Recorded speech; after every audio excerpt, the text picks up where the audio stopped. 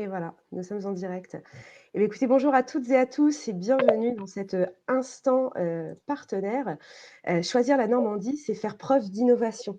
Vous le savez, nous vous proposons régulièrement des instants partenaires pour vous faire découvrir aussi tous ceux et toutes celles qui, comme vous, font vivre la Normandie, son économie, sa marque et qui font vivre les valeurs de la marque. Et c'est pourquoi on a souhaité mettre régulièrement à l'honneur des partenaires, de fiers ambassadeurs aussi du territoire et porteurs de la marque Normandie derrière les innovations, derrière les marques, les valeurs, pardon, excusez-moi, qu'ils soutiennent. Et aujourd'hui, on va parler un petit peu d'innovation.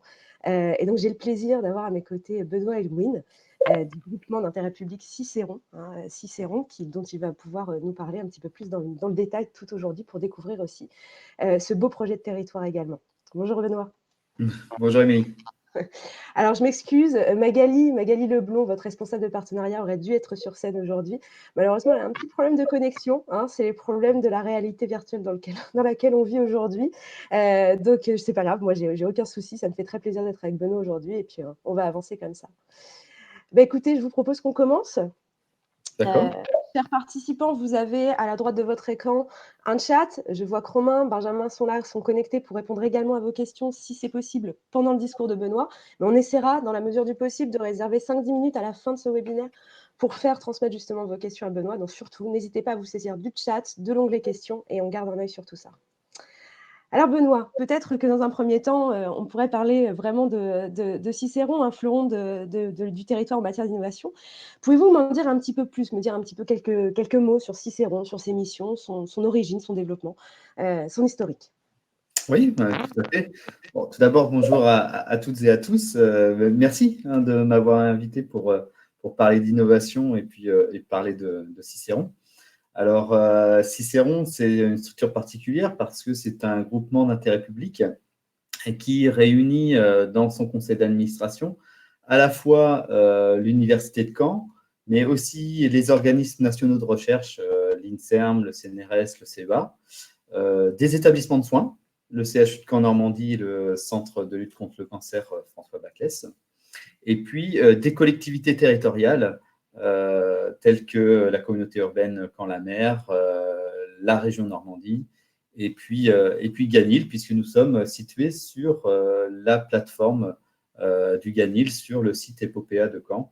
Et donc, c'est une structure particulière dans la mesure où on a la chance de pouvoir faire converger un certain nombre de forces publiques et privées sur un outil qui va devenir un outil qui est un outil de pointe, en fait, depuis 30 ans maintenant, depuis sa création, puisqu'il a été créé en 1985, et qu'on continue à faire évoluer pour garder une belle visibilité de cette structure au niveau national et international, et puis valoriser aussi la Normandie.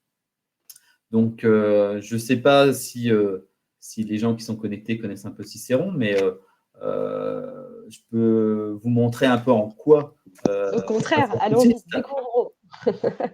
Donc là, de cette vue de drone, vous êtes sur le plateau Epopéa Science and Innovation Park de Caen. Donc, c'est-à-dire, c'est l'ancien plateau nord de Caen, où là, on voit le CHU de Caen, ici, cette tour de plusieurs étages et qui va être reconstruit prochainement. Et puis, tout près de ce CHU, et ici du carrefour Côte-de-Nacre et de cet endroit qui réunit l'université, qui réunit des écoles d'ingénieurs, l'ENSICAN, également des locaux de la commune Normandie Université. Et bien en face, il y a le campus Ganil, qui est un campus de plusieurs hectares qui justement accueille ce grand accélérateur national Lyon-Lourd, qui est une très grande infrastructure nationale de recherche, qui fait partie des leaders mondiaux de la physique nucléaire. Et à côté de ce Ganil, eh bien, il y a cet ensemble de bâtiments qui représente aujourd'hui 8000 m² et qui est le site Cicéron. Et donc, lorsqu'on regarde un petit peu à l'intérieur, je vais me permettre de vous faire une petite visite virtuelle. Ah bah oui, allez-y, au contraire. Si ça vous dit. Et donc, on va retrouver l'ensemble des technologies qui vont nous permettre de faire de la recherche en imagerie, de la molécule jusque de la recherche chez l'homme. Et donc, on va avoir tout un continuum technologique qui va nous permettre de faire des recherches à toutes les échelles du vivant, dans des thématiques de prédilection que sont les neurosciences, cardiosciences et oncologie, donc cancérologie. Et donc, on va retrouver, par exemple, dans cette LC, tout un plateau de microscopie de pointe, un parc de l'ordre de 2,5 millions d'euros de microscope. C'est la plus petite échelle du vivant avec la biologie moléculaire qu'on va pouvoir avoir sur le site.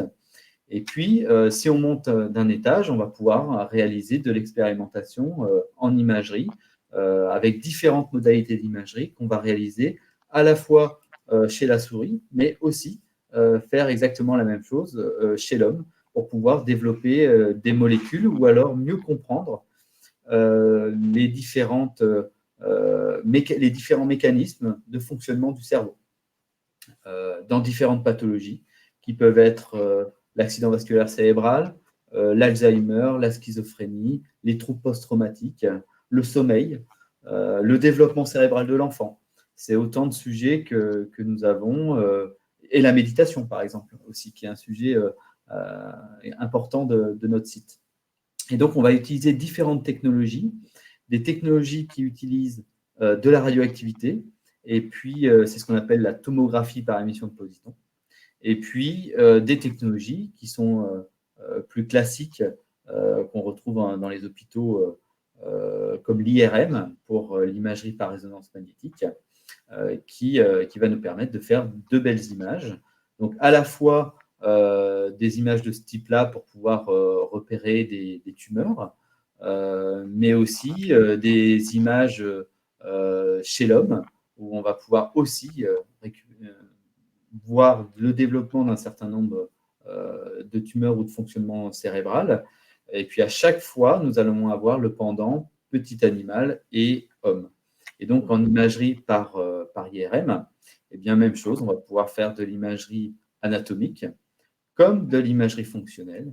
Et un des exemples qu'on aime bien présenter régulièrement, c'est le fonctionnement cérébral sain et pathologique, où ce type de machine eh bien, va nous permettre de voir comment le cerveau fonctionne lorsque on va faire une tâche de calcul mental, d'apprentissage, ou alors d'émotion chez un volontaire sain ou chez un patient. Et donc, on va comparer les images qu'on va obtenir sur un cerveau sain et un cerveau pathologique. Et donc, c'est à ça que servent ces recherches, pour mieux comprendre comment fonctionne le cerveau normal et puis comment fonctionne également le cerveau. Donc, voilà ce qu'on fait à Cicéron maintenant depuis une trentaine d'années. C'est passionnant. Justement, Magali, je vous ai entendu, Benoît, parler à un moment de la tomographie et je pense que c'est un petit peu le prochain sujet sur lequel vous allez pouvoir nous donner un petit peu plus de détails et ça me permet de passer le relais à Magali. Bonjour à tous. Bonjour Magali. Merci Émilie. Benoît. Donc, c'est les aléas du direct et je te laisse reprendre la suite et moi je continue à vous écouter, bien sûr, Très bien. avec beaucoup d'attention. Merci Émilie. Bonjour Benoît. Bonjour. Donc, j'ai compris que vous aviez fait une présentation. Alors, je me connecte, hein, je suis navrée, j'ai eu un petit souci de connexion. Vous aviez fait la présentation de Cicéron avec Émilie. Donc, effectivement, comment on a abordé le sujet des TEP. Donc, à la création de Cicéron, la tomographie par émission de position, donc on appelle plus communément la TEP, était déjà considérée comme des outils de clé de l'imagerie, en fait, pour la recherche, aussi bien en neurosciences, en cardiologie qu'en oncologie. Pour vulgariser un peu le sujet, pouvez-vous nous expliquer cette technologie et ses applications, nous qui sommes novices, en quoi ça consiste? Oui. Alors, c'est une technologie qui va utiliser donc, de la radioactivité. Donc, pour cela, on va avoir un cyclotron. C'est cette machine ici, qui est complètement enfermée dans ce qu'on appelle une casemate, c'est-à-dire un sarcophage de béton. Cette machine, ce cyclotron, va produire des isotopes radioactifs comme de l'oxygène 15, comme du carbone 11 ou du fluor 18. Et puis, on va, de l'autre côté du bâtiment, on va produire ce qu'on appelle des précurseurs chimiques, c'est-à-dire des potentiels médicaments. Et on va coupler les isotopes produits par le cyclotron avec les précurseurs qu'on aura fabriqués. Et donc, on va créer finalement une molécule radioactive qui va être injectable à l'animal ou à l'homme. Et cette molécule radioactive va passer entre les mains après d'un radiopharmacien qui va vérifier que cette molécule n'est pas toxique et qu'elle peut être injectée. Et cette molécule va être injectée sous responsabilité d'un médecin nucléaire.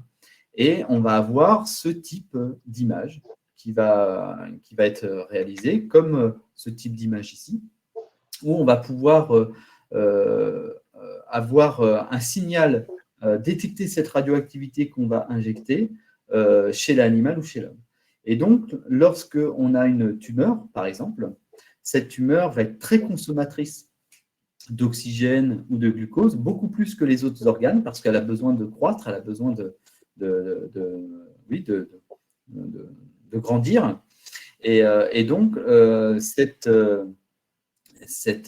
tumeur va absorber beaucoup plus d'oxygène, beaucoup plus de glucose que les autres organes. Et donc, en se gavant d'oxygène et glucose, elle va se gaver également de radioactivité qu'on aura marquée au carbone 11 ou au fluor 18. Et donc, c'est comme ça qu'on obtient ce type d'image, où lorsqu'on a ces tumeurs qui se gavent de radioactivité, eh bien, elles sont détectées directement par cette caméra de tomographie par émission de position qui va détecter cette radioactivité. Et donc, Cicéron a été créé en 85. Il y avait 2 centres en France qui ont été créés, un à Lyon, le CERMEP, et un à Caen, le Cicéron, pour promouvoir cette technologie TEP dans l'ensemble des hôpitaux français. Et aujourd'hui, c'est totalement le cas. Donc, vous faites une belle transition. Donc, comme vous le citiez, on a donc en France 2 centres de TEP, dont Cicéron. Pourquoi avoir dans les années 80 avoir choisi le territoire normand pour implanter ce centre de recherche Cicéron? Alors aujourd'hui, on a beaucoup de centres, beaucoup de centres TEP en France. C'est vrai qu'en 85, il n'y en avait que 2. Maintenant, il y en a une bonne vingtaine. Et puis, on a des caméras TEP dans tous les établissements de soins français. Pourquoi Caen avait été choisi à l'époque? C'est parce que la Normandie a une expérience particulière de la filière du nucléaire. Alors, du nucléaire en tant que physique, recherche en physique de l'univers, justement avec Ganil, qui avait été implanté dans les années 70. Et puis, aussi une filière nucléaire avec la construction de centrales nucléaires qu'on connaît, comme la Hague. Et donc, il y a tout un écosystème en Normandie d'équipementiers, d'organismes de mesure, toute une expertise de recherche fondamentale et appliquée autour du nucléaire. Et donc, la Normandie était un site privilégié pour pouvoir accueillir ce type aussi d'application du nucléaire, qui est une application pour la santé. Puisqu'on connaît souvent le nucléaire pour l'électricité ou pour le développement de recherche en physique, mais il y a aussi beaucoup de nucléaire en santé, et notamment du nucléaire, il y en a dans tous les hôpitaux français. D'accord. Donc, on pourrait tout à fait envisager que cette implantation, en fait, cet ancrage de Cicéron en région peut faire un effet levier en termes de développement entrepreneurial en renforçant l'attractivité. Comment vous vous positionnez par rapport à cela? Alors, il y a plusieurs effets leviers. Il y a du levier technologique, et puis il y a du levier lié aux recherches qui sont faites, réalisées avec ce type de technologie. Donc, en termes de technologie, il est vrai que Cicéron est un continuum assez unique du fait qu'on a une concentration importante de différentes technologies, ce qu'on appelle l'imagerie multimodale, C'est-à-dire qu'on va avoir 5 à 6 types d'imagerie au même endroit, ce qui est assez rare en France, puisque dans la plupart des centres de recherche français, il faut faire plusieurs kilomètres bien souvent pour retrouver les différentes technologies que nous avons sur un même site. Donc ça, c'est vrai que c'est quelque chose qui est très attractif sur la Normandie, puisque on va pouvoir accueillir des chercheurs nationaux et internationaux. On va pouvoir accueillir des entreprises également qui vont avoir besoin de ce type de technologie. On va pouvoir accueillir des formations qui vont être dans le domaine et donc faciliter cet accueil et ce transfert grâce au fait qu'on a quelque chose qui est très optimisé, très resserré sur un même site. Donc ça, c'est le premier levier technologique. Le deuxième levier qui est plutôt lié aux applications qu'on fait de ces technologies, et c'est en ça où Cicéron est le plus attractif aujourd'hui en Normandie, c'est par rapport aux chercheurs qui sont hébergés et qui utilisent nos technologies. Nous avons la chance en Normandie d'avoir des unités de recherche fondamentales en neurosciences qui sont particulièrement de haut niveau, dont certaines font partie des meilleures unités INSERM françaises. Et donc, c'est ces applications sur, par exemple, l'étude des troubles post-traumatiques suite aux attentats du 13 novembre 2015, qui sont quand même des sujets de recherche de société qui sont importantes. Eh bien, Cicéron est le seul centre français d'imagerie à accueillir des patients, des volontaires qui ont été impactés au Bataclan ou aux terrasses. De la même façon, sur les accidents vasculaires cérébraux, on a aussi la chance d'avoir une unité INSERM qui est leader au niveau européen sur ces thématiques-là. Il y a d'ailleurs un institut de recherche qui est aujourd'hui constitué entre le CHU de Caen, l'INSERM et l'Université de Caen, qui va être spécialisé dans ce domaine-là, qui est le neurovasculaire et les maladies mentales. Et ce sera le seul institut français à être spécialisé justement dans ces accidents vasculaires cérébraux. Donc, il y a toute une démarche derrière d'attractivité qui est d'abord technologique, puis lorsque les chercheurs de très haut niveau s'installent, eh bien, on a cette attractivité après de recherche et d'application. Et ça fait boule de neige aussi, après avec des applications qui peuvent être industrielles ou de formation par l'attractivité de nos chercheurs. Donc là, notamment sur le volet formation, j'ai compris en visitant Cicéron que vous aviez en fait de nombreux liens, notamment avec les universités, avec le CHU, mais que vous aviez également des étudiants qui venaient en fait de l'international pour travailler à Cicéron pour vous aider sur des protocoles de recherche. Oui, tout à fait.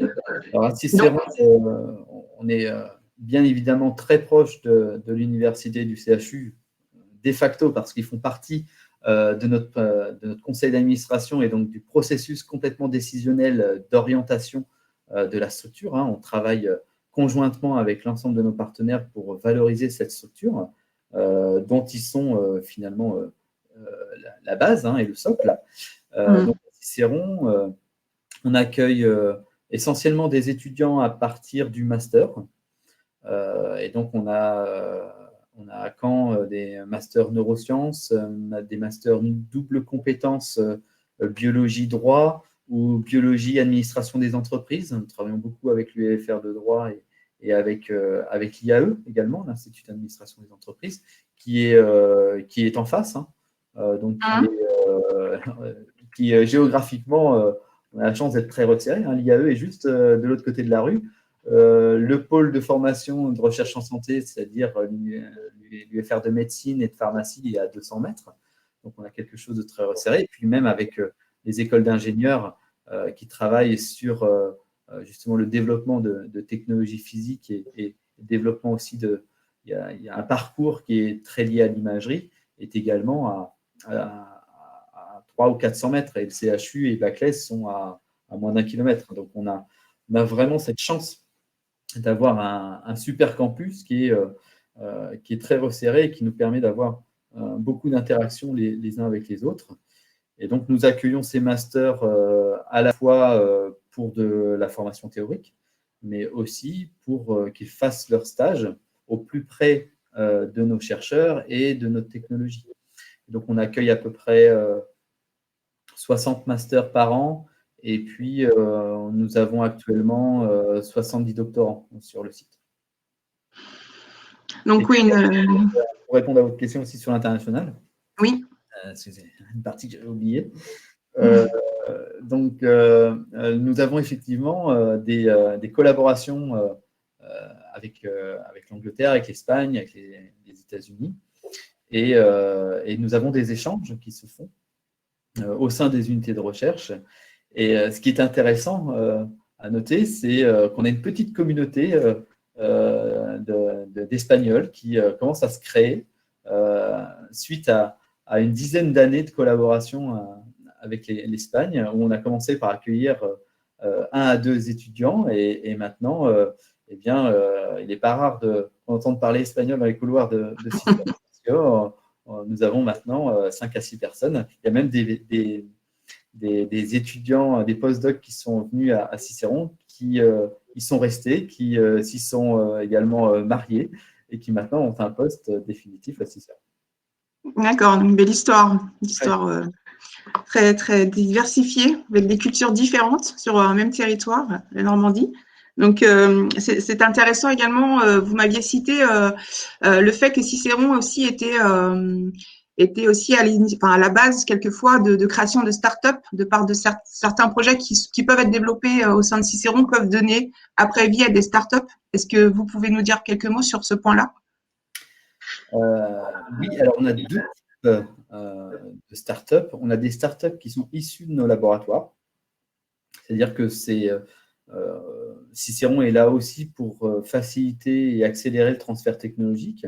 Et donc, la recherche fondamentale, on croit très fortement au fait que cette recherche fondamentale doit avoir une application relativement rapide, quand c'est possible.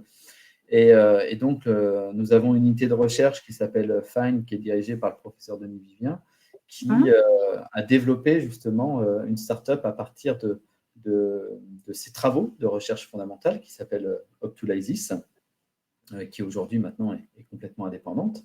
Et puis, nous avons des entreprises aussi qui viennent sur le site parce qu'elles y trouvent une émulation scientifique et technologique.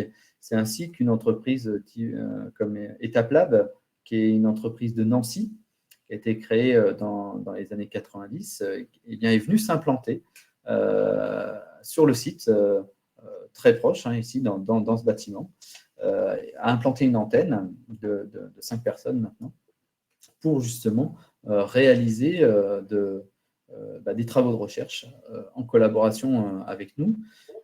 Et puis on a aussi, on est en soutien avec des entreprises qui ont besoin de développer aussi faire des validations précliniques et cliniques de leur développement, comme Bodycap qui développe différents capteurs, ou Neuralis, qui est aussi une entreprise, une start-up parisienne qui a besoin de valider ces capteurs également, ces dispositifs médicaux de demain.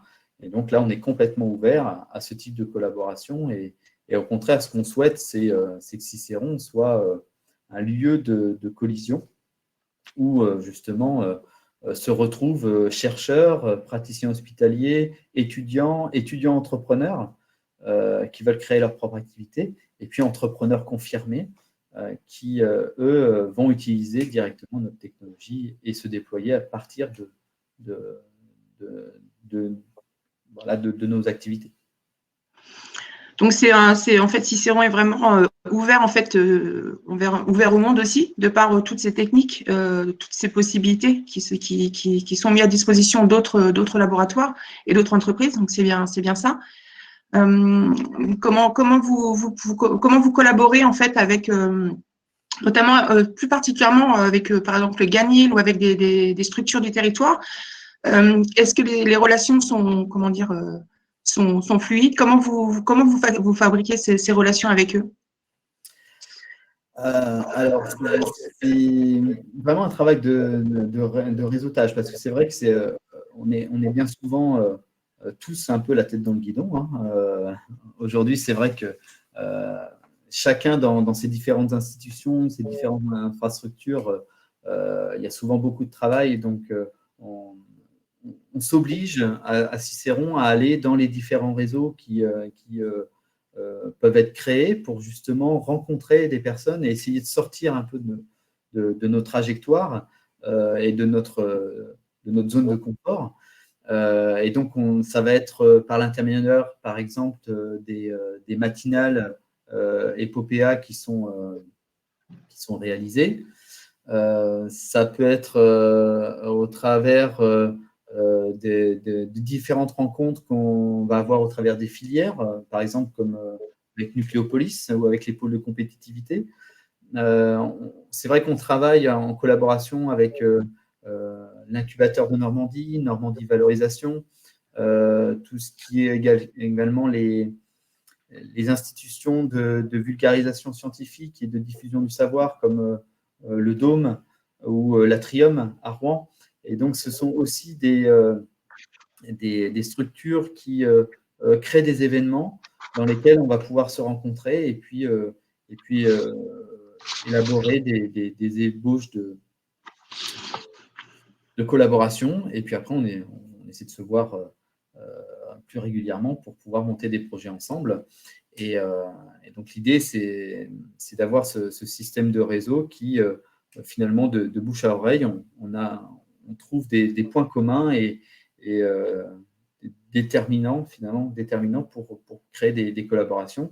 C'est un peu comme ça que c'est créé une collaboration qui est assez atypique, où le centre de recherche en neurosciences que nous sommes a créé un projet de recherche avec les papeteries Hamelin, par exemple. Oui. Qui, a priori, on n'aurait pas forcément imaginé d'avoir une collaboration à ce niveau-là, donc avec Oxford.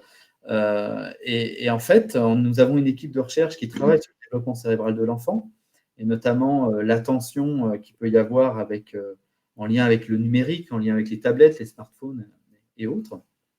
Et du côté entreprise Hamelin, groupe Hamelin, il y avait aussi la volonté de déployer des cahiers innovants.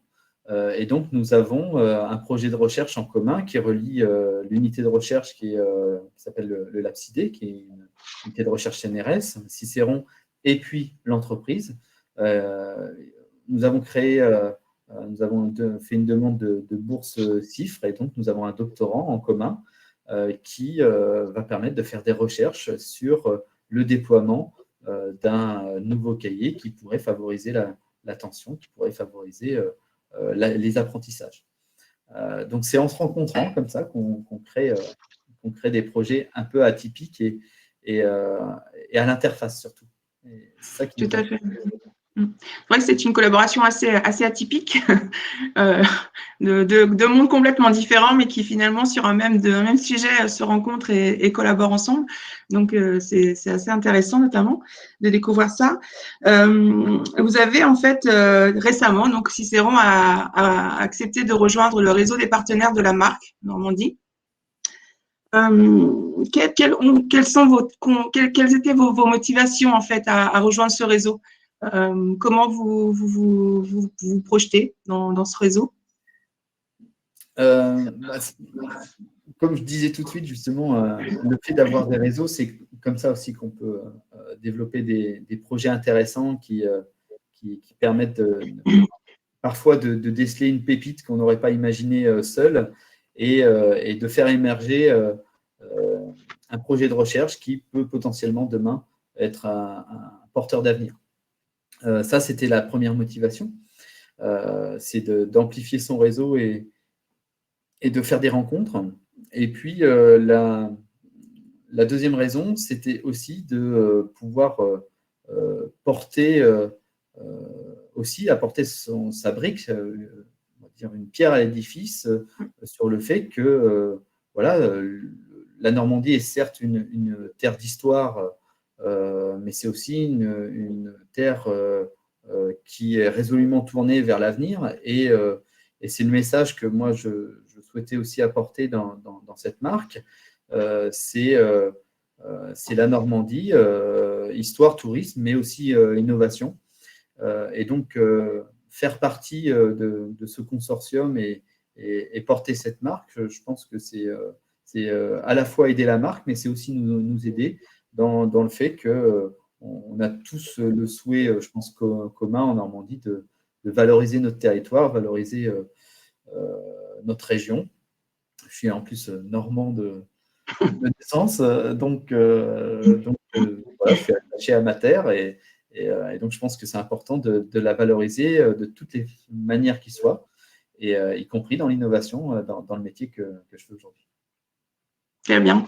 Donc, comment par rapport à vos attentes, vous les avez citées, c'est de rejoindre le réseau, c'est de créer des synergies, notamment peut-être avec des structures comme Hamelin, comme d'autres structures partenaires qui pourraient éventuellement peut-être avoir des besoins en termes de recherche, peut-être de créer justement ce collider, comme on disait, pour développer des synergies et avancer ensemble sur des projets.